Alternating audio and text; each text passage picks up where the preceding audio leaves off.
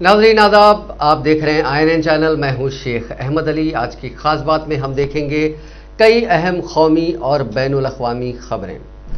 वज़ीर आज़म नरेंद्र मोदी की क़यादत वाली हुकूमत में हिंदुस्तान जमहूरियत के मामले में पीछे होता जा रहा है। जमहूरी आज़ादी में न सिर्फ हिंदुस्तान पीछे हो रहा है, बल्कि हिंदुस्तान ने एक आलमी जमहूरियत के क़ायद का रास्ता बदलकर एक शिद्दत पसंद हिंदू मफाद वाले मुल्क की शक्ल इख्तियार कर चुका है।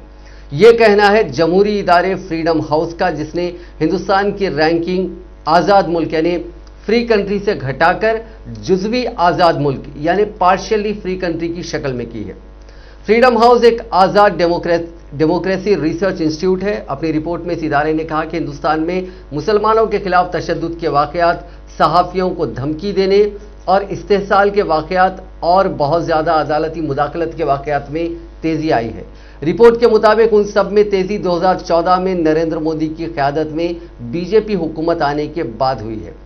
फ्रीडम हाउस की सालाना रिपोर्ट में कहा गया है कि हिंदुस्तान ने दुनिया में जमहूरी अमल इख्तियार करने वाले ममालिक के तौर पर अपना रुतबा बदलकर चीन जैसे ममालिक की तरह एक तानाशाही रुख इख्तियार कर लिया है। मोदी और उनकी पार्टी ने हिंदुस्तान को एक आमिराना मुल्क की शक्ल में बदल दिया है।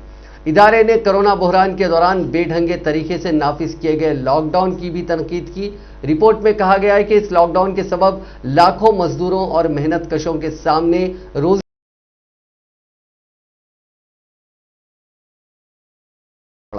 रिपोर्ट में यह भी कहा गया कि हिंदुत्व पसंद नेशनलिस्टों ने कोरोना इन्फेक्शन के लिए गलत तरीके से मुसलमानों को बलि का बकरा बनाया और उन्हें मुश्तइल भीड़ का निशाना बनना पड़ा।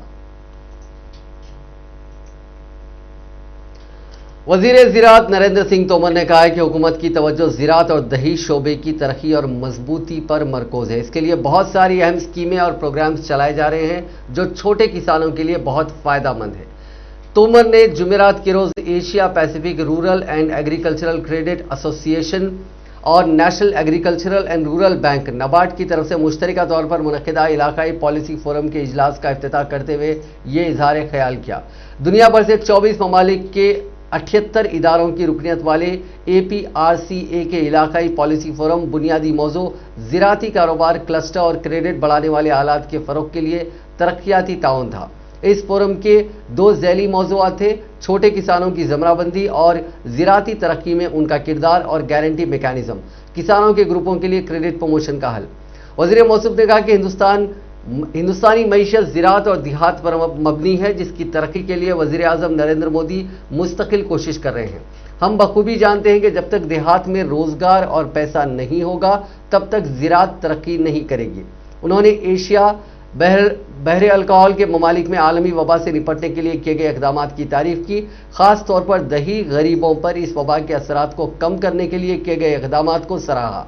उन्होंने फोरम को हुकूमत की खुद इन्हिसार हिंदुस्तान मुहिम के बारे में बताया। तकरीबन 6,865 करोड़ रुपए खर्च करके 10,000 नए FPO बनाए जा रहे हैं। बॉलीवुड की कुछ मशहूर हस्तियों की रिहायशगाह पर चारशंबे के रोज इनकम टैक्स डिपार्टमेंट ने छापामारी की, जो देर रात भी जारी रही।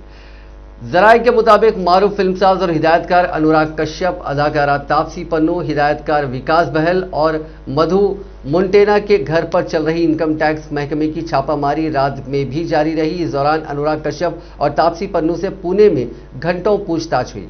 बताया जा रहा है कि इनकम टैक्स महकमे ने यह छापामारी टैक्स चोरी के बारे में पता लगाने के लिए की। अनुराग कश्यप, तापसी पन्नू, विकास बहल और मधु वगैरह फैंटम फिल्म से जुड़े हुए हैं और महकमे को खबर मिली थी कि फैंटम फिल्म्स में टैक्स की चोरी हुई। इनकम टैक्स महकमे से मुंसलिक ज़राए के मुताबिक छापामारी के दौरान कई इलेक्ट्रॉनिक डिवाइसेस और दस्तावेजों की जांच की गई ताकि इस बात का पता लगाया जा सके कि टैक्स चोरी की रकम का बंटवारा किस तरह हुआ। ये भी जानने की कोशिश की जा रही है कि अगर टैक्स चोरी हुई है तो उस रकम से क्या क्या खरीदारी हुई और इस रकम को मनी लॉन्ड्रिंग के जरिए मुल्क के बाहर तो नहीं भेजा गया। इनकम टैक्स महकमे की टीम ने कुछ इलेक्ट्रॉनिक डिवाइसेस को अपने कब्जे में भी लिया। मीडिया ज़राए से मौसूल हो रही इतलात के मुताबिक इनकम टैक्स महकमे ने मुंबई और पुणे में मजमूई तौर पर 22 ठिकानों पर छापामारी की, जिसमें अनुराग कश्यप का फ्लैट भी शामिल है। इनकम टैक्स की टीम फैंटम फिल्म्स के दफ्तर भी गई और छापामारी की। इम्कान जाहिर किया जा रहा है कि छापामारी की कार्रवाई आज भी जारी रह सकती है। मारूफ फिल्म हस्तियों की रिहायशगाह पर इनकम टैक्स कि इस छापामारी को सियासत से जोड़कर देखा जा रहा है। अनुराग कश्यप चूंकि सोशल मीडिया पर बहुत सरगर्म रहते हैं और कई बार मरकजी हुकूमत की पॉलिसियों की खुलकर मुखालिफत कर चुके हैं, इसीलिए कुछ लोग छापामारी की कार्रवाई को उन्हें परेशान करने की नीयत से की गई कार्रवाई ठहरा रहे हैं। महाराष्ट्र कांग्रेस के सदर नाना पटोले ने कहा कि बीजेपी हुकूमत उन हस्तियों से बदला ले रही है। तेजस्वी यादव भी इस कार्रवाई के खिलाफ आवाज उठा चुके हैं। कांग्रेस के साबिक सदर राहुल गांधी ने किसान हामियों के यहां इनकम टैक्स महकमे और ईडी के छापों पर मुहावरों के जरिए मोदी हुकूमत को तनकीद का निशाना बनाया है। उन्होंने उन छापों के जरिए बेकसूर लोगों को परेशान किए जाने का इल्जाम आयद करते हुए एक ट्वीट किया, जिसमें लिखा कि कुछ मुहावरे उंगलियों पर नचाना, मरकजी हुकूमत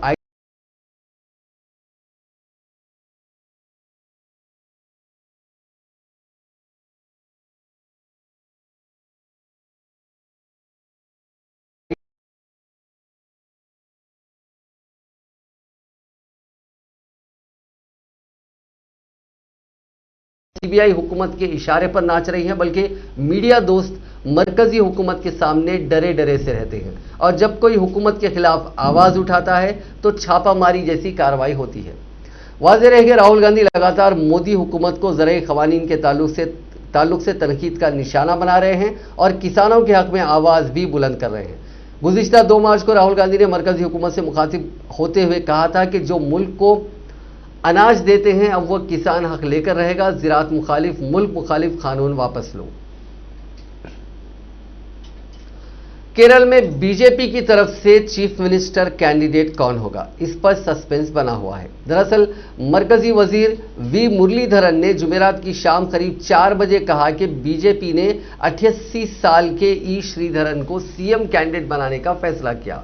इसके 3 घंटे बाद ही मुरलीधरन का दूसरा बयान आया, जिसमें उन्होंने कहा कि मुझे मीडिया रिपोर्ट्स के जरिए श्रीधरन को पार्टी का सीएम कैंडिडेट बनाने की जानकारी मिली थी। बाद में जब मैंने पार्टी सरबराह से बात की तो उन्होंने ऐसे किसी भी फैसले से इनकार किया। मुरलीधरन के इन 2 बयानों के बाद केरल में श्रीधरन के रोल पर सस्पेंस बना हुआ है। 88 साल के श्रीधरन 6 दिन पहले ही यानी 26 फरवरी को मल्लापुरम में मरकजी वजीर आर.के. सिंह की मौजूदगी में बीजेपी में शामिल हुए थे। श्रीधरन ने अपने होम डिस्ट्रिक्ट मल्लापुरम से ही इंतखाब लड़ने की ख्वाहिश जाहिर की है। 104 केरल असेंबली के लिए 6 अप्रैल को वोटिंग होनी है। इंतखाबात के नतीजे 2 मई को आएंगे। 5 रियासतों में असेंबली इंतखाबात की तारीखों का ऐलान हो चुका है और अब इलेक्शन कमीशन ने उन सभी रियासतों को हिदायत दी है कि वहां पेट्रोल पंपों पर मौजूद वजीर आजम नरेंद्र मोदी की तस्वीर वाली होर्डिंग्स हटाई जाएं, क्योंकि इससे मॉडल कोड ऑफ कंडक्ट की खिलाफ वर्जी हो रही है। इलेक्शन कमीशन ने इसके लिए 72 घंटे का वक्त दिया है। गोया के 72 घंटे बाद मगरबी बंगाल, तमिलनाडु, केरल, आसाम और पुडुचेरी में पीएम मोदी की तस्वीर वाले बैनर, बोर्ड्स और होर्डिंग्स दिखाई नहीं देंगे। दरअसल पेट्रोल पंपों पर मरकजी हुकूमत के मंसूबों पर मुश्तमिल इश्तिहार वाली होर्डिंग्स में पीएम मोदी का इस्तेमाल हो रहा है, जिसे मिसाली ज़ाब्ता अखलाक यानी मॉडल कोड ऑफ कंडक्ट की खिलाफ वर्जी ठहराया गया। एक न्यूज़ पोर्टल पर शाया खबर के मुताबिक इंतखाबी कमीशन के एक अफसर ने जानकारी देते हुए बताया कि इंतखाबी रियासतों में 72 घंटे के अंदर पीएम मोदी की तस्वीर वाली होर्डिंग्स को हटाने की हिदायत दी गई है। यहां काबिल जिक्र है कि मगरबी बंगाल में तृणमूल कांग्रेस ने इंतखाबी कमीशन से इस मामले पर शिकायत की थी। रियासती वजीर फरहाद हकीम ने कहा था कि हमने पेट्रोल पंपों पर मरकजी मंसूबों के इश्तिहारात वाली होर्डिंग्स में पीएम मोदी की तस्वीर हटाने के लिए इलेक्शन कमीशन से मुदाखलत का मुतालबा किया है। 7 मार्च को वजीर आजम नरेंद्र मोदी वेस्ट बंगाल के कलकत्ता में रैली करेंगे। मोदी की रैली ब्रिगेड ग्राउंड में होनी है। इसी दिन रियासत की वजीर आला ममता बनर्जी दार्जिलिंग और सिलीगुड़ी में एलपीजी की बढ़ती कीमतों की मुखालिफत में पदयात्रा निकालेंगे। ममता ने जुमेरात को असेंबली इंतखाबात में नंदीग्राम से उतरने का ऐलान किया। तृणमूल से बीजेपी में गए शुभेंदु अधिकारी नंदीग्राम से ही एमएलए हैं। उन्होंने कहा कि बीजेपी ने मूर्ति तोड़ी, लेकिन अमित शाह और उनके जुलूस के खिलाफ कोई एक्शन नहीं लिया गया। जैन का जो ताल्लुक है, जो बिहेवियर है, वो काफ़ी पार्टीसन था। इसी बीच धर्मेंद्र प्रधान और भूपेंद्र यादव की क़यादत में बीजेपी का भी एक delegation election commission of India से मिला। बीजेपी कायदीन ने बंगाल के म्युनिसिपल कॉरपोरेशन में एडमिनिस्ट्रेटर के ओहदों पर तखरुरात टीएमसी के कायदीन को हटाने की मांग की। इस डेलीगेशन ने इलेक्शन कमीशन ऑफ इंडिया से कहा कि ममता बनर्जी ने जो मॉडल कोड ऑफ कंडक्ट है उसे तोड़ा है।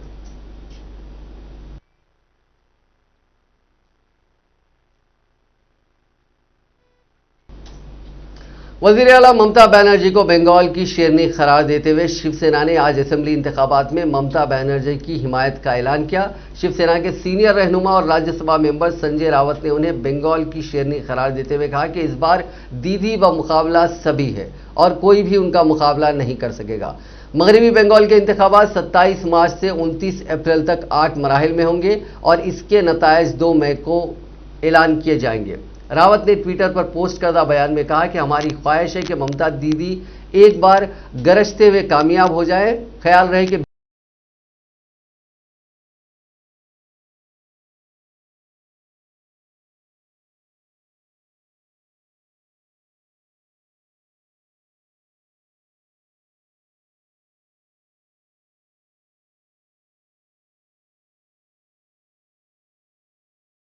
बनर्जी की तायद का ऐलान किया था। ताजमहल में बम की खबर फर्जी निकली। पुलिस ने सर्च ऑपरेशन के बाद यह जानकारी दी और ताज प्रीमिसेस को टूरिस्टों के लिए फिर से खोल दिया गया। पुलिस का कहना था कि बम रखने की धमकी देने वाले की पहचान की गई है, उसे फिरोजाबाद में हिरासत में ले लिया गया। ताजमहल में बम होने की खबर मिलने के बाद पुलिस ने टूरिस्टों को बाहर निकालकर ताजमहल के दोनों दरवाजे बंद करवा दिए थे। आगरा पुलिस की बम डिस्पोजल टीम ने पूरे प्रीमिसेस की चेकिंग की, इसमें कोई बम नहीं मिला। पुलिस ने बताया कि बम रखने की खबर किसी जिसने दी थी उसने 112 नंबर पर कॉल किया था। उसने कहा था कि जो फौज में जो भर्तियां हो रही हैं उसमें काफ़ी गड़बड़ियां हो रही हैं, इसकी वजह से उसकी भर्ती नहीं हो पाई। उसने ताजमहल में इसीलिए बम रख दिया जो कुछ देर में फट जाएगा। ताजमहल प्रीमिसेस में रोज करीब 5000 टूरिस्ट आते हैं। यहां बम रखने की फर्जी जो रिपोर्ट्स हैं, जो धमकियां हैं, वो भी पहले से मिलती रही हैं। 2008 में भी ऐसा ही हुआ था। तब एक शख्स ने धमकी भरा फोन किया था। पता चला कि फोन साउथ इंडिया से गया था। बाद में पुलिस ने मुलजिम को तमिलनाडु से गिरफ्तार कर लिया था।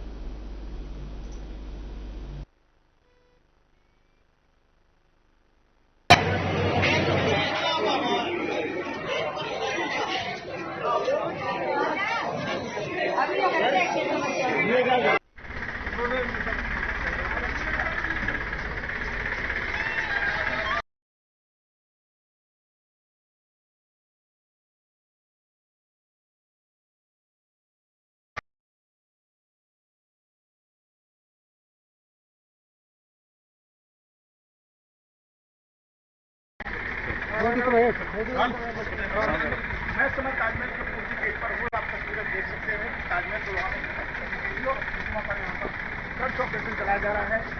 स्टैच्यू ना पहुंची है, स्टैच्यू ना पहुंची है और पूरे ताजमहल के जितने भी गेट है, चाहे पूर्वी गेट की बात की जाए, पश्चिमी गेट की बात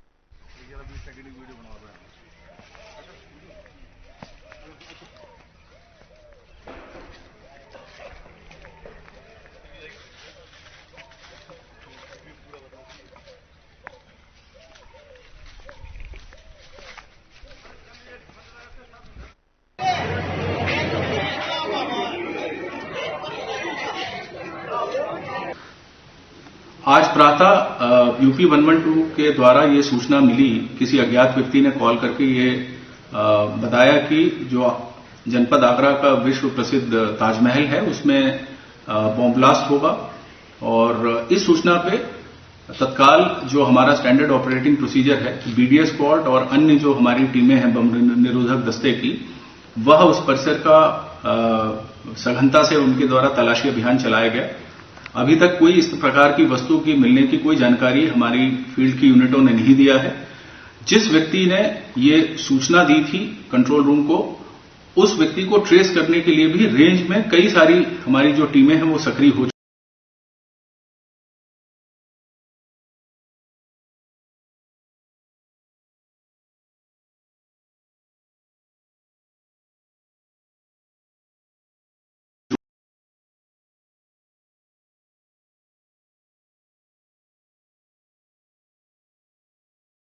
रहे हैं और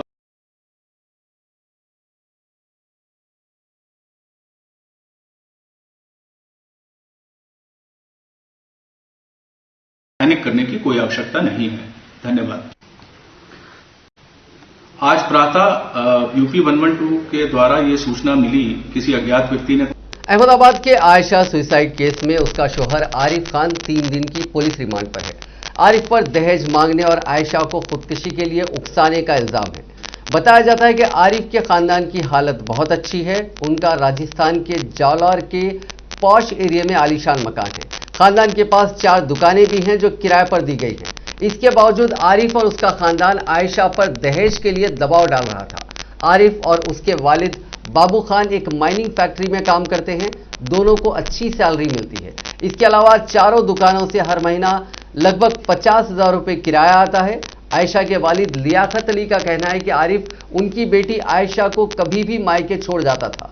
किसी ना किसी काम का हवाला देकर आयशा से कहता था कि अपने अब्बू से पैसे मांग लेना। लियाकत अली टेलरिंग का काम करते हैं। उनका खानदान किराए के छोटे से मकान में रहता है। उन्होंने अपना मकान बनाने के लिए रुपए जोड़ रखे थे। उसमें से भी 1.5 लाख रुपए आरिफ को दे दिए थे। आरिफ को चाशुमा दोपहर एडिशनल चीफ मेट्रो कोर्ट में पेश किया गया था। पुलिस ने कोर्ट से 5 दिनों की रिमांड मांगी थी, लेकिन 3 दिन की रिमांड ही मंजूर हुई। मामले की जांच कर रही पुलिस अहदेदारों का कहना है कि आरिफ उनसे पूछताछ में कोऑपरेशन नहीं कर रहा है। अब एक और दर्दनाक वाकया। कारोबार में ऐसा घाटा हुआ कि एक ही खानदान के 6 लोगों ने कोल्ड ड्रिंक में जहर मिलाकर खुदकुशी करने का फैसला कर लिया। 3 की मौत हो गई, बाकी 3 की हालत तशवीशनाक है। मामला गुजरात के वडोदरा का है। खानदान के सरबराह का सब कुछ बिक चुका था। उन्होंने आखिरी में पेट पालने के लिए पहले अपनी मोपेड और फिर बेटी की साइकिल तक 500 रुपए में बेच दी। सभी उम्मीदें टूट गई। तब चाशुम्बे को एक साथ जान देने का फैसला कर लिया गया। मरने वालों में नरेंद्र सोनी जो 68 बरस के हैं, उनका 4 साल का पोता पार्थ और 17 साल की बेटी रिया शामिल है। नरेंद्र की बीवी दीप्ति, बेटा भाविन और बहू उर्वशी को तशवीशनाक हालत में अस्पताल में भर्ती किया गया। जो कहानी सामने आई उसके मुताबिक नरेंद्र सोनी इमिटेशन ज्वेलरी का कारोबार करते थे। कुछ सालों से लगातार घाटा होता गया तो प्लास्टिक का सामान बेचने लगे। फिर घाटा हुआ तो कारोबार में पूरी जमा पूंजी लगा दी। आखिरी में लाखों रुपए कर्ज ले लिया। इसका ब्याज चुकाने के लिए घर बेचना पड़ा। पड़ोसियों ने बताया कि नरेंद्र सोनी पहले स्वाति सोसाइटी में 8 नंबर मकान के मालिक थे। उन्होंने करीब 1 साल पहले अपने एक करीबी को यह मकान बेच दिया था और पड़ोस के मकान में किराए से रहने लगे थे। मकान बेचने से जो 25 लाख रुपए मिले थे, उसमें से ज्यादातर रकम ब्याज चुकाने में खर्च हो गई। थोड़ा पैसा बचा था जिससे लॉकडाउन से लेकर अब तक का खर्च चल रहा था। उन्होंने कुछ दिन पड़ोसियों से उधार लेकर गुजारा किया। नरेंद्र का बेटा भाविन कंप्यूटर रिपेयरिंग का काम करता था, लेकिन उतनी कमाई नहीं होती थी कि खानदान का खर्च चल सके। आखिरकार इस पूरे खानदान ने खुदकुशी का फैसला किया। अहमदाबाद के नरेंद्र मोदी स्टेडियम में खेले जा रहे चौथे टेस्ट की पहली पारी में इंग्लैंड 205 रन पर सिमट गई। मैच का पहला दिन खत्म होने तक इंडियन टीम ने पहली पारी में 1 विकेट गंवाकर 24 रन बना लिए हैं। टीम अब भी 181 रन से पीछे है। फिलहाल रोहित शर्मा 8 रन और चेतेश्वर पुजारा 15 रनों पर नॉट आउट हैं। इंग्लैंड के 10 में से 8 विकेट इंडियन स्पिनर्स ने लिए। इस तरह एक बार फिर अहमदाबाद की पिच स्पिनर्स के लिए मददगार साबित हुई। टीम इंडिया की पहली पारी में शुरुआत बेहद खराब रही। ओपनर शुभमन गिल लगातार 5वीं पारी में नाकाम रहे। पारी के पहले ओवर की तीसरी बॉल पर शुभमन बिना खाता खोले पवेलियन लौट गए। जेम्स एंडरसन ने उन्हें एलबीडब्ल्यू किया। इंग्लैंड के खिलाफ 4 टेस्ट की सीरीज में इंडिया 2-1 से आगे है। पहला टेस्ट इंग्लैंड ने 227 रनों से जीता था। उसके बाद टीम इंडिया ने दूसरा टेस्ट 317 रन और तीसरा मैच 10 विकेट से जीतकर बढ़त हासिल कर ली। T20 बैनुल-अक़वामी क्रिकेट में वेस्टइंडीज के धमाकेदार बल्लेबाज केरन पोलार्ड ने आज उस वक्त क्रिकेट शहदाइयों को झूमने पर मजबूर कर दिया जब एक ही ओवर में 6 छक्के लगा दिए। ये कारनामा उन्होंने श्रीलंका के खिलाफ खेली जा रही 3 T20 मैचेस की सीरीज के पहले मैच में अंजाम दिया, जिसमें वेस्टइंडीज ने 41 गेंद बाकी रहते 4 विकेट से मैच को अपने नाम कर लिया। इस मैच में वेस्टइंडीज के कप्तान केरन पोलार्ड ने श्रीलंका के स्पिन गेंदबाज अकेला धनंजय के एक ओवर में लगातार 6 गेंदों पर 6 छक्के लगाकर हिंदुस्तानी बल्लेबाज युवराज सिंह की याद दिला दी, जिन्होंने इंग्लैंड के गेंदबाज ब्रॉड के ओवर में 6 छक्के लगाए थे। वैसे एक ओवर में 6 छक्के लगाने का कारनामा हर्षिल गिब्स भी बना चुके हैं। गोया कि अब यह रिकॉर्ड मजमूई तौर पर 3 खिलाड़ियों के नाम दर्ज हो गया। युवराज ने जहां T20 मैच में कारनामा अंजाम दिया था, वहीं जनूबी अफ्रीका के बल्लेबाज हर्षिल गिब्स ने 50 ओवर के मैच में रिकॉर्ड कायम किया था। बहरहाल पोलार्ड ने वेस्टइंडीज की इनिंग्स के 5वें ओवर में रिकॉर्ड कायम किया। पोलार्ड ने इस दौरान 11 गेंदों में 38 रन की इनिंग्स खेली। गोया कि उन्होंने 6 गेंदों पर ही 36 रन बना लिए। बकिया 2 रन बनाने के लिए उन्हें 5 गेंदों का सामना करना पड़ा। अब बात कोरोना वायरस की। दुनिया में कोरोना मरीजों का आंकड़ा 11 करोड़ 57 लाख से ज्यादा हो गया। 9 करोड़ 14 लाख से ज्यादा लोग ठीक हो चुके हैं। अब तक 25 लाख 70 हजार से ज्यादा लोग जान गंवा चुके हैं। ये आंकड़े worldometers.info वेबसाइट के मुताबिक हैं। इसी बीच नए आंकड़े हैरान करने वाले हैं। अमेरिका के बाद अब ब्राजील में दुनिया के सबसे ज्यादा कोरोना मरीज मिल रहे हैं। यहां हर दिन करीब 70 से 80 हजार मुतासरीन की पहचान हो रही है। अमेरिका के आंकड़ों में जबरदस्त गिरावट हुई है। यहां अब हर दिन औसतन 60 से 80 हजार मुतासरीन मिल रहे हैं। जनवरी तक यह आंकड़ा 1 लाख से ज्यादा हुआ करता था। स्पेन में इन्फेक्शन से जान गंवाने वालों की तादाद 70 हजार के पार हो गई। अब तक वहां 70,247 लोग जान गंवा चुके हैं। वहीं अगर हम बात करें वैक्सीन की, तो दुनिया में अब तक 12 वैक्सीन को इमरजेंसी यूज के लिए मंजूरी मिल चुकी है। इनमें भारत बायोटेक की कोवैक्सीन और सीरम इंस्टीट्यूट की कोविशील्ड भी शामिल है। इसके अलावा 90 वैक्सीन ऐसी हैं जिनका ट्रायल चल रहा है। इनमें 28 वैक्सीन फेज 1, 40 फेज 2 और 3 वैक्सीन ऐसी हैं जो फेज 3 के ट्रायल्स में हैं। पूरी दुनिया में अब तक 26 करोड़ 86 लाख से ज्यादा लोगों को कोरोना का टीका लगाया जा चुका है। यूनाइटेड नेशंस ने अफ्रीका को कोवैक्सिन की 10 लाख डोज मदद के तौर पर भेजी है। यूएन ने बताया कि गरीब मुल्कों की मदद के लिए हर किसी को आगे आना पड़ेगा, तभी इस बीमारी को दूर भगाया जा सकता है। कोरोना के बढ़ते मामलों के मद्देनजर मध्य प्रदेश में मई तक 1ली से 5वीं तक की क्लासेस नहीं खुलेंगी। एमपी के school education minister Inder Singh Parmar ने बताया, उन्होंने कहा कि रियासत में 6वीं से 8वीं तक की क्लासेस पर भी जल्दी फैसला लिया जाएगा। मध्य प्रदेश में भोपाल और इंदौर में कोरोना के सबसे ज्यादा मामले सामने आए। वहीं उस पूरी रियासत में अब तक 2,62,850 लोग कोरोना से मुतासिर हो चुके हैं। इधर मुल्क में वैक्सीनेशन के साथ कोरोना मरीजों के बढ़ने की रफ्तार भी तेज हो रही है। पिछले 24 घंटों के अंदर 18 रियासतों में ठीक होने वालों से ज्यादा नए मरीजों की तादाद में बढ़ोतरी हुई। इनमें भी सबसे ज्यादा लोग महाराष्ट्र में कोरोना से मुतासिर पाए गए। यहां 18 अक्टूबर के बाद से पहली बार है कि जब एक दिन में 9,000 से ज्यादा मरीजों की पहचान हुई। 4 सूबे को महाराष्ट्र में 9,855 लोगों की कोरोना रिपोर्ट पॉजिटिव आई। 6,559 लोग रिकवर हुए और 42 की मौत हुई। पिछले 24 घंटों की अगर बात करें तो मुल्क में 17,425 कोरोना मरीज मिले, 14,071 लोग ठीक हुए और 87 की मौत हुई। अब तक 1 करोड़ 11 लाख लोग इस इंफेक्शन की चपेट में आ चुके हैं। तेलंगाना में कोविड-19 के 152 नए मामला दर्ज किए गए हैं, जिसके बाद रियासत में मामलात की तादाद बढ़कर 2,99,406 हो गई है। रियासत में बहसते मजमूई अमवात की तादाद बढ़कर 1,637 हो गई, क्योंकि गुज़िश्ता 24 घंटों के दौरान मजीद 2 अमवात हुई हैं। महकमे सेहत की जानिब से जारी करदा बुलेटिन में कहा गया है कि रियासत में 114 अफराद रूबे सेहत हुए हैं, जिसके बाद रियासत में अब तक इस मर्ज से रूबे सेहत होने वालों की तादाद बढ़कर 2,95,821 हो गई। रियासत में एक्टिव केसेस की तादाद 1,948 है, जिनमें 835 मरीज घरों में या फिर अस्पतालों में रखे गए हैं, जहां उनका इलाज किया जा रहा है। दुनिया में कोरोना वैक्सीन के मामले में हिंदुस्तान इस वक्त बिग ब्रदर के रोल में है। वैक्सीन बनानी हो या उसकी कीमत या वैक्सीन का असर या दूसरे मुल्कों की मदद, हर मामले में हिंदुस्तान आगे है। हालांकि चीन अपने कम असरदार वैक्सीन के बावजूद दूसरे मुल्कों को टीका देने में इंडिया के पीछे चल रहा है। दुनिया को वैक्सीन देने के लिए इंडिया की वैक्सीन बनाने वाली कंपनियों ने अपनी प्रोडक्शन कैपेसिटी दुगनी कर ली है। स्वदेशी सीरम इंस्टीट्यूट ने सालाना प्रोडक्शन की जो कैपेसिटी है उसे 160 करोड़ डोज से बढ़ाकर 250 करोड़ डोज कर ली है। वहीं भारत बायोटेक भी अपनी एनुअल जो प्रोडक्शन की कैपेसिटी है उसे 20 करोड़ डोज से 70 करोड़ डोज पर पहुंच गई है। इसके अलावा जिन 7 कंपनियों की वैक्सीन बाजार में आनी है, उन्होंने भी अपनी प्रोडक्शन कैपेसिटी दुगनी करने के लिए नए प्लांट लगा दिए हैं। इस तरह से मुल्क में फिलहाल वैक्सीन बना रही वो कंपनियां, ऐसी कंपनियां जो अपनी टोटल कैपेसिटी मजमूई तौर पर बढ़ाकर 200 करोड़ डोज तक बढ़ा दी है। सभी कंपनियों में जुमला 7,000 लोगों को नए रोजगार मिले हैं।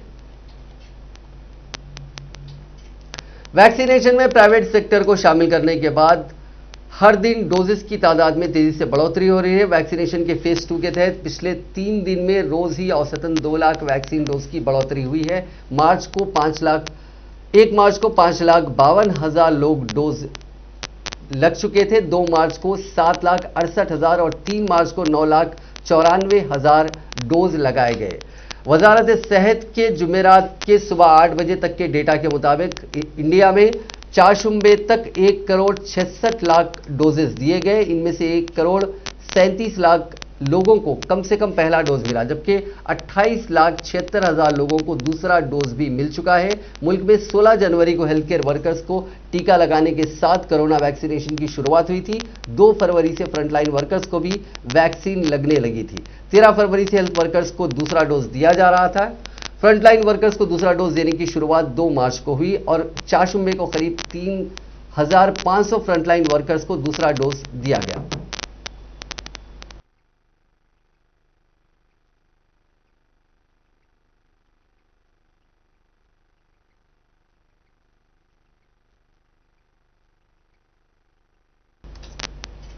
दिल्ली हाईकोर्ट ने हिंदुस्तान में कोरोना वैक्सीन का पूरी कैपेसिटी से इस्तेमाल ना करने पर नाखुशी जताई है। हाईकोर्ट ने कहा कि वैक्सीन कंपनियों के पास इसे बनाने और सप्लाई करने की सलाहियत है। हम हर चीज पर पाबंदी लगाने की सोच के चलते इसका इस्तेमाल नहीं कर रहे हैं। कोर्ट ने कहा कि हुकूमत हिंदुस्तानी शहरियों को वैक्सीन लगाने के बजाय बैरूनी मुल्कों को वैक्सीन गिफ्ट कर रही है या इसकी बिक्री कर रही है। हाईकोर्ट ने जुडिशियल सिस्टम में काम करने वाले लोगों को फ्रंटलाइन वर्कर माने जाने की मांग वाली एक पब्लिक इंटरेस्ट लिटिगेशन पर जुमेरात को सुनवाई की। इस पिटीशन में जज, कोर्ट स्टाफ और वकीलों का वैक्सीनेशन कराने की मांग की गई है। हाईकोर्ट ने इस मामले में खुद ही सुमोटो केस लिया। वहीं मरकज और दिल्ली हुकूमत समेत कोरोना वैक्सीन बना रही भारत बायोटेक और सीरम इंस्टीट्यूट ऑफ इंडिया को नोटिस जारी किए गए। इराक के मशरकी सूबे दयाला में फौज के फिजाई हमले में दाइश के 4 दहशतगर्द मारे गए। सूबाई पुलिस के जराये ने इतला दी। सूबाई पुलिस के अफसर अल सादी ने बताया कि खुफिया इतलात की बुनियाद पर इराकी फौज के हेलीकॉप्टरों ने दारुल हुकूमत बगदाद से 135 किलोमीटर दूर वाक़े जलाला शहर में दाइश के ठिकानों को निशाना बनाकर हमला किया, जिसमें दाइश के 4 दहशतगर्द मारे गए। सूबे दयाला में फौज की जानिब से जारी ऑपरेशन के बावजूद दाइश के दहशतगर्द ईरान से मुतसिल इलाकों में अपने ठिकाने कायम किए हुए हैं। 1 फरवरी को म्यांमार में मुंतखब हुकूमत का तख्ता उलटकर काबिज होने वाली फौजी हुक्मरानों के खिलाफ शदीद एहतजाज और मुजाहरे के आगाज से अब तक के सबसे पुरतशद्दुद दिन में पुलिस की फायरिंग से मजीद 38 मुजाहिरीन हलाक हो गए। ऐनी शाहिदीन ने बताया कि पुलिस और जवानों ने मामूली वार्निंग देते हुए मुजाहिरीन पर बराह रास्त अंधाधुंध फायरिंग शुरू कर दी। आलमी मीडिया की रिपोर्ट के मुताबिक ऐनी शाहिदीन और मीडिया का कहना था कि रैली में शरीक 38 अफराद हलाक हो गए, जबकि एक रोज कबल ही तहम्मुल का मुतालबा करते हुए बहरान के हल के लिए ताउन की पेशकश की गई थी।